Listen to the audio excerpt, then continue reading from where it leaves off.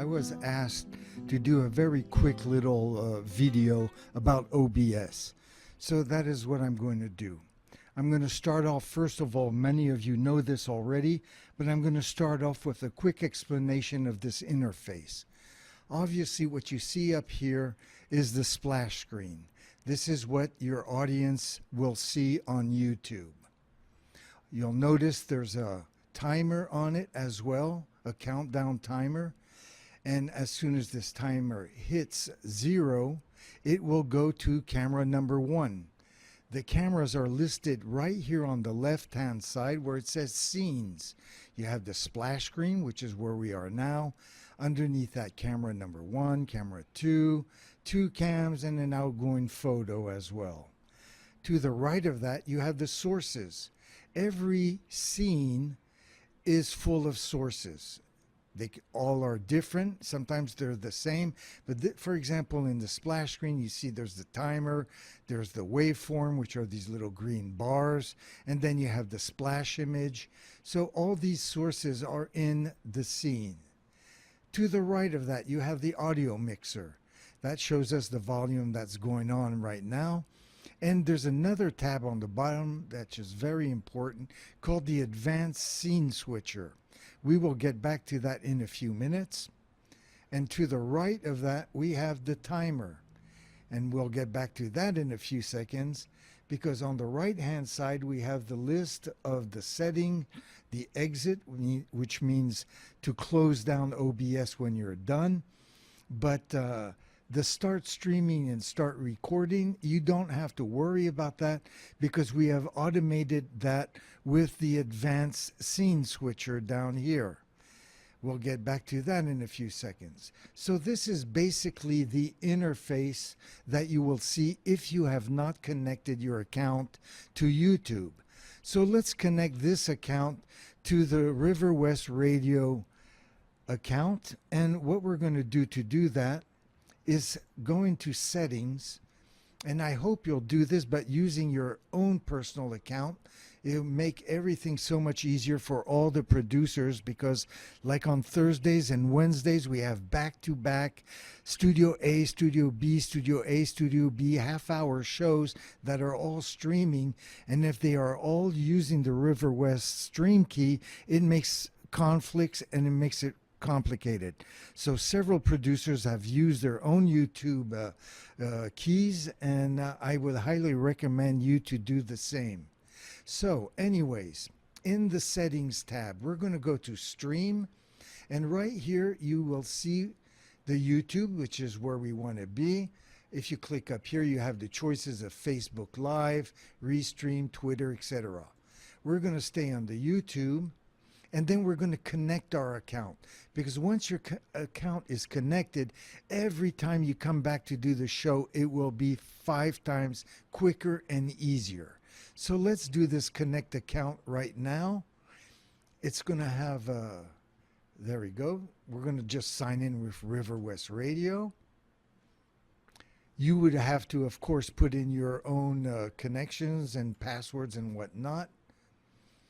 And here we are connected to our account. I'm going to push apply, and you will see on the right hand side a window that will open, and then OK. And then in the window is the YouTube chat. You can dock this in here if you want, but what we're more interested in is this. Here you will want to put in your email once again and your password, which is what I'm going to do right now. There we go. So I type that in. I'm going to click in next and put in my password. There we go. And then we click on next. And then we will be connected to OBS, and OBS will be connected to YouTube. And this is basically what it will look like. And most producers who have already done that, every time they log on to their account and they log on then into OBS, they will see the same interface that you are seeing right now. So the first thing you want to do is go to the timer. This is the first thing you want to do is look at the clock, see how much time you have between your next show. And here, for this example, we'll say 15 minutes. And then as you see above, it says 5:36. It says 5:36. Normally it would say 0 because it would have started the last show. And then when you type in the amount of minutes you want it to count down from, you just reload it right here. And you will notice that the numbers will change to 15 as soon as you reload it. Then you look at the clock and you do the countdown. So let's say 55 seconds, 56, 57, 58, and boom, you would start the countdown timer, I would say 2 seconds before your show starts. Once you have the countdown timer will go automatically when it hits 0 to camera number 1. Before we talk about camera number 1, I want to mention the splash screen. This is an important feature that people overlook because it shows your audience that your show is about to start within 10, 15, 30 seconds, and it covers the delay that YouTube has between OBS, the radio station, and the server of YouTube. So that delay is covered by this splash screen. This splash screen also, if you want to look at other people, here is Quinn's splash screen for Food Freedom. You can see he has his logo, his name, the date, and the time of his show, and where it's at. And it goes the same for Carol, who does the same thing as well, except she doesn't have a logo. She put down a picture, but the title of her show, her name, and when and where her show is. And this splash screen can be used and should be used as a commercial for your show. You should go to Riverwest Radio's Facebook page and post this a day before or 2 days before. I personally have like 8 or 12 of these splash screens that I post on Riverwest Radio like 4 days in advance, and I rotate them so it's not too boring. But there are hundreds, if not thousands, of people on that Facebook page. So this is a great way to bring more viewers to your show, more listeners to your show. So that is why we're always talking about making splash screens, not only to make up for the delay of YouTube and OBS, but also as a commercial for your own show. And that's the name of the game, right? To bring in more and more viewers. So anyways, when the timer hits 0 and goes to camera number 1, the second thing you want to do when you log on to OBS is obviously check the cameras. You want to make sure that the cameras are centered, that you're in the middle the way you want it to be, and then you double check camera number 2, the same. Now these cameras are going to change because there are many producers here and they all use the cameras in different ways. Some producers are by themselves, so they have both cameras on themselves.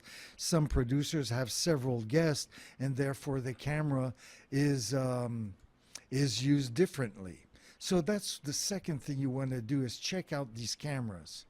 Now you have to remember that these cameras switch automatically if you want them to. If you're by yourself and you're going solo, for example, you don't have any guests this week, but you might next week. Well, you're going to want the cameras to rotate differently between the 2 weeks. For example, if you're by yourself and the timer brings you to camera number 1, then 30 seconds later it's going to switch to camera number 2, then it will come back to camera number 1, 2, 1, etc., etc. This will keep your, even though you're by yourself, it will keep your stream dynamic and interesting. If you are having a guest, then it's a different ball game. Then you want when the timer hits 0 and you come to camera number 1, you don't want to go to camera number 2. What you want to do is go to the 2 cam setting, where not only do you have yourself, but you have your guests next to you as well. And here you don't want the cameras to rotate. You basically want to go from camera number 1 to camera number 2. I have provided an overlay, which is what you see here, the frame, where in this case it's Anja's, the name of her show. I have put the name of many other producers' shows there, but what you can do is put your own name here and your guest name here if you want a professional look. Of course, all this takes time. All this means you have to come in early and set all this up. Yeah, because you're no longer just a DJ, you're a VJ, right? A video disc jockey as well. So let's go to the next section, which is how do you control the rotation of these cameras? Well, that is where the advanced scene switcher is pretty important. The advanced scene switcher turns on and off right here. Right now it's on, so I'm going to just turn it off. I usually turn it off when I am setting up the cameras because it's kind of annoying to have the cameras switch while you're walking around the desk, moving the camera around, coming back in front of the desk, and the camera has switched to another camera. It's annoying, so I usually turn it off, and then when the cameras are all set, I turn it back on. On the right is the controls. This is the settings for the advanced scene switcher. You have 2 tabs, one called General and the Macro. The General is not that interesting because it's how you stop and start your stream. I just stopped it. You see it says inactive right here, and you have a little icon warning you that your stream is off. You have the same thing down here, so this tab is really not that important. What's important is the Macro tab, and if you look on the upper left-hand side, you see all the options.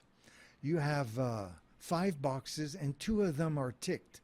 The one that are ticked are the start stream, stop stream, because that is where the orders of the macros are. If I click on start stream, you will see on the right hand side on Thursdays at 5:29:45 seconds, Anja's stream is going to start streaming right there.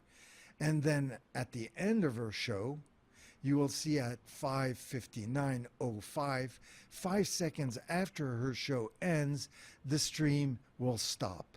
So those are 2 pretty cool features that you should keep on all the time. Like that, you don't have to worry at all about the stream. What's more interesting is this part right here. Camera 1 to camera 2, camera 2 to camera 1, or camera 1 to 2 cams, which is basically what I was explaining about the cameras a few seconds ago. If you're by yourself, you want camera number 1 to go to camera number 2, and then you want camera number 2 to go back to camera number 1. So you would tick those boxes. If you have a guest, you want, of course, at the end of the timer, when it hits 0, to come to camera number 1, but you want to go from that camera number 1 to the 2 cameras so your guest and yourself are both together on the screen. It's pretty simple, very logical, and you find this option right down here at the advanced scene switcher. So you arrive, open OBS, first thing you do is the timer, then you go and check out the cameras, set them so they look okay, then depending if you have a guest or not. For example, AJ, who does his show every week by himself, he doesn't have to come here and change the advanced scene switcher because every week he has the cameras rotating between 1 and 2, 1 and 2. So he doesn't have to deal with this part. So anyways, once you have done the cameras and you have done the rotation of the stream, next thing you have to do is just come to the right hand side, and this is almost towards the end of what you have to do to set up to stream, and it's the manage broadcast. Because remember, we have connected OBS to YouTube already, so, and you'll have to do this just once. Every week it will be just like that. So when you're ready to go, you just go to manage broadcast and you have this window where you have to, as you see the little star here and the little star here, you have to type in the title to your show. You can put a description with your guest. And as you come to the bottom, you will see that the create broadcast and create broadcast and start streaming are grayed out. That is because you have to absolutely tick the no, it's not made for kids, or yes, it's made for kids. I should probably, you guys will always do no, it's not made for kids. I would assume so. And as soon as you tick that box, you see you can have the options here. You do not want to create a broadcast and start streaming because your stream is starting in 5 minutes, right? 4 minutes and 50 seconds. So what you want to do is create a broadcast. So you do that. That little YouTube is creating the broadcast. Both these windows are going to disappear. And then this window will change here on the right. And you can see it is ready to go as soon as you start streaming. So you are done. Basically, as soon as this hits 0, it will go to camera number 1 and you will be streaming. The start streaming tab will become blue. The start recording tab will become blue. And you can forget about the whole thing until the end of your show. As you notice, I've switched over to my own personal OBS page, and my splash screen, as you can notice, has the name of my show, where I'm streaming to, and this is what I use also on YouTube and on my Facebook page and at the Riverwest Radio Facebook page as well. But I basically wanted to show you how else you can use OBS. As you see, my first scene when the timer runs out, I go straight to camera number 1, and you can see in the background I'm using the green screen of Studio A to play video. I'm playing a video of obviously me painting and my paintings, and then after 30 seconds camera number 1 will go to camera number 2, and I have the same background going on. 30 seconds later it will go to the 2 cams, and there the 2 cams are made, the overlay, I made them myself by putting a little white frame and a black frame just to make it more aesthetic. I used the background image of one of my paintings, and then I put my little Zen Rebel logo in the upper right hand corner. So that is how I did this page. And then I have another, I use my phone as a third camera to give it even a different view of the studio, always using my film in the background with the green screen. And then after 30 seconds of that, it will go back to camera number 1, but this time I have a lower thirds that show up with the name of my show, the logo, where I'm streaming to, and the ID of the radio station. And once again, after 30 seconds, I will go to camera number 2, again with the lower thirds. So basically, on my stream, I go through 1, 2, 3, 4, 5, 6 different sources, all that change and rotate every 30 seconds to give my show, make it even more lively. So instead of having a film in the background on the green screen, you could do like Quinn does on his show by having a logo of your own personal show in the background, or you could have a slideshow if you wanted in the background. So OBS is very, can do just about everything you want. And one last thing I would like to point out is that, for example, in this scene, it would bother me that I could see those chairs in back of me. So what I would do, I would highlight the camera, Logitech Brio, as you can see down here, and then I would go in the properties. And in the properties window, I would go all the way down. I would scroll to where it says Zoom Absolute. And what I would do is that I would just move that to the right and just zoom in a little bit to get rid of those chairs a little bit and to have a closer look of me. This, I'm a little bit too high, but in this way it works fine. And then there's room for my lower thirds afterwards to show up. So that is something else you have to keep in mind. If you find and you're trying to get the cameras ready for you and you realize, wow, what's happening? It's too close or it's too wide. You always go to the camera, go to the properties of the camera, zoom, scroll down, find that zoom, and then you can zoom in and zoom out. Because the producer that was before you maybe had several guests and would want to zoom out to have all his guests in the same frame. And so this is how you have to keep your eye out. And another reason why to come in early to tweak your cameras. Anyways, I hope you've enjoyed this little tutorial. Until next time, ciao mes amis.